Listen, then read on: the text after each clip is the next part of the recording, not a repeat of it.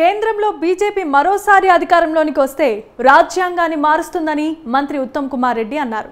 గడిచిన 10 సంవత్సరాల్లో మతతత్వ రాజకీయం చేసి బీజేపీ మతాల మధ్య చిచ్చు పెడుతోందని ఆయన విమర్శించారు.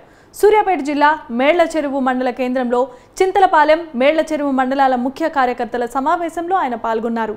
రానున్న పార్లమెంట్ ఎన్నికల్లో బీఆర్ఎస్ కు 15 స్థానాల్లో డిపాజిట్లు కూడా రావన్నారు. గత ప్రభుత్వం పోలీసులను అడ్డుపెట్టుకుని అక్రమంగా కేసులు పెట్టి పేదలను జైలు పాలు చేసిందన్నారు.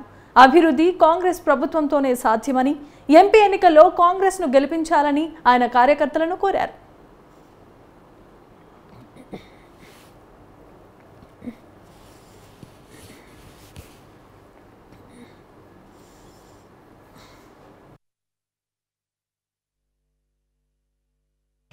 పదే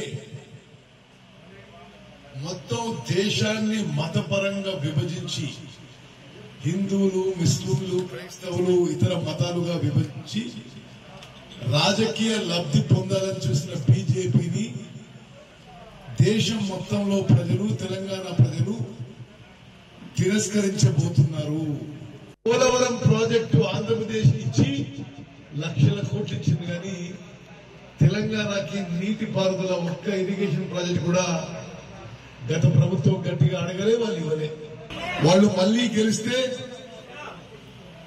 రాజ్యాంగాన్ని తుంగలో తొక్కి ఒక డిక్టేటోరియల్, ఒక